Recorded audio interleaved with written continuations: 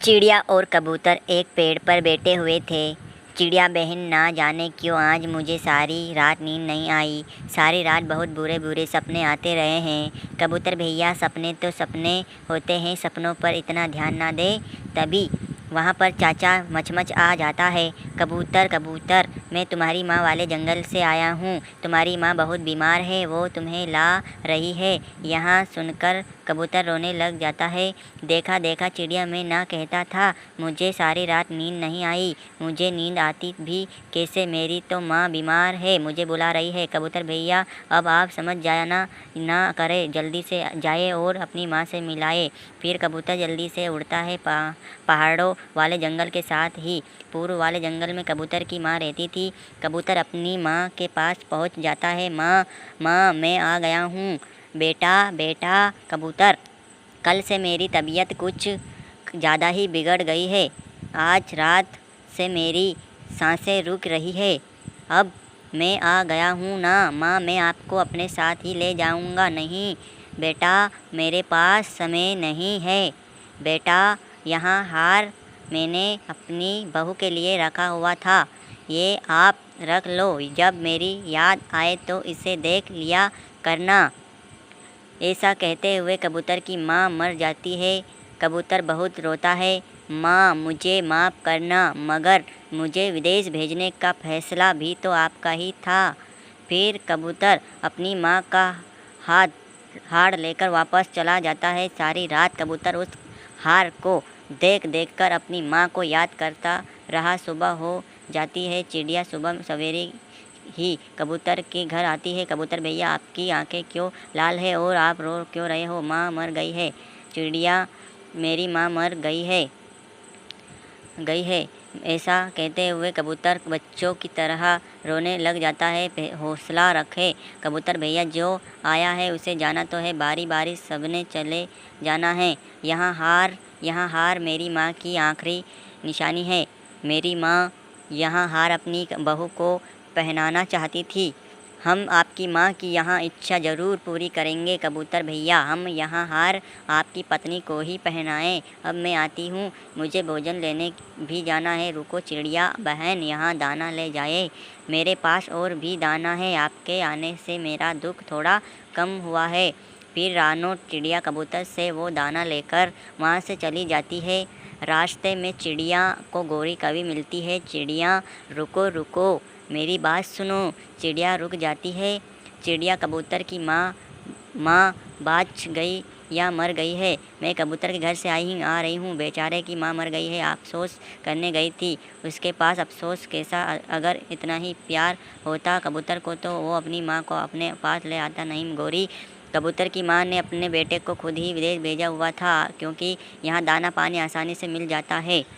चिड़िया, मुझे भी दाना लेने जाना है। तुम यहाँ दाना कहाँ से लाए हो? गौरी, मुझे तो यहाँ दाना कबूतर ने ज़बरदस्ती दे दिया है। मैंने उसे मना किया मगर वो ना रुका। फिर चिड़िया वहाँ से चली जाती है। इसका मतलब मुझे भी कबूतर के पास अफसोस करने जाना चाहिए, दाना तो मिलेगा मुझे भी। ऐसा सोचकर गौरी कभी कबूतर के घर अफसोस करने जाती है।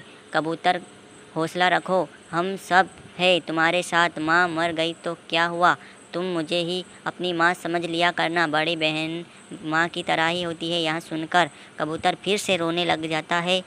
गौरी गौरी बहन, आप सबके प्यार की वजह से मुझे ये दुख भूलने में मदद मिलेगी, मुझे जीने का सहारा मिलेगा। तो और क्या, हम सब आपके साथ हैं। अब मैं जाती हूँ, अपना ख्याल रखना। गौरी बहन। मगर गौरी थोड़ी देर बैठी रहती है और फिर कबूतर से कहती है, कबूतर, क्या चिड़िया ने मुझसे अच्छा अफसोस किया था तुमने से? क्या चिड़िया तुम्हारी माँ मरने पर मुझसे ज़्यादा दुखी थी? क्या मतलब? गौरी, मैं समझा नहीं आपकी बात। उसे तो तुमने दाना दे दिया है और मुझे कह रहे हो अपना ख्याल रखना। मैं भूल गया गौरी बहन, मैं भूल गया। लो यहाँ दाना, आप भी ले जाओ, मेरे पास और भी है। कबूतर, ये हार कहाँ से लिया है तुमने? ये हार मेरी माँ की आखिरी निशानी है। ये हार बहुत सुंदर है, सोने का है ना? हाँ हाँ हाँ, ये सोने का हार माँ ने अपनी बहू के लिए रखा हुआ था। कबूतर, मुझे तुम्हारी माँ के मरने का चिड़िया से ज़्यादा अफसोस है। ऐसा कहते हुए गौरी वहाँ से चली जाती है। गौरी, यहाँ दाना कहाँ से लिया है? तुमने बहुत मुश्किल से इतने मोटे मोटे मगरमच्छ के आंसू बहाने पड़े मुझे ये दाना लेने के लिए। कबूतर की माँ का अफसोस करने गई थी, उसने दिया है मुझे यहाँ दाना। तो क्या मैं भी जाऊँ कबूतर के पास आप उसकी माँ का अफसोस करने? नहीं कालू, वो कोई ज़रूरत नहीं है, यहाँ दाना हम दोनों के लिए काफ़ी है मेरे सुंदर कालू। मुझे एक काम है तुमसे। बताओ बताओ गौरी, क्या काम है?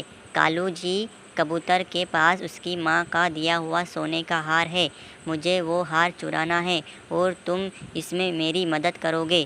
गौरी उसकी माँ की निशानी है, इतना जुल्म ना करो, मैंने जो कह दिया सो कह दिया। अगर तुम मेरी मदद नहीं करोगे तो मैं अकेले ही चुरा लूँगी। ठीक है, मगर करना क्या होगा? फिर गौरी कालू कौवे के कान में सारा प्लान बताती है। रात हो जाती है, सब सो जाते हैं, गौरी और कालू जाग रहे थे।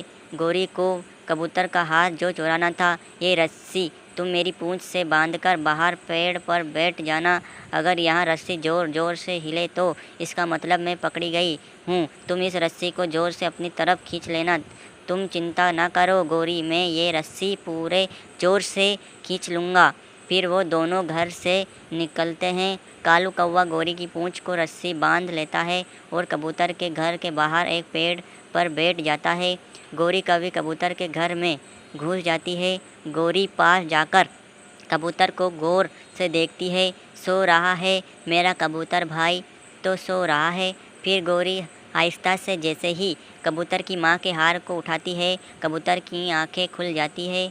वो गौरी को टांग से पकड़ लेता है, जोर जोर से, चोर चोर चोर, कालू रस्सी खींचो। कालू कालू कालू रस्सी खींचता है।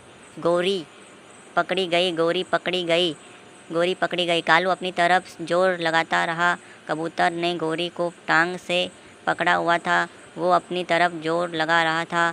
गौरी कभी इधर तो कभी उधर देख रही थी और फिर पटक की आवाज़ आती है और गौरी कवि की पूंछ टूट जाती है।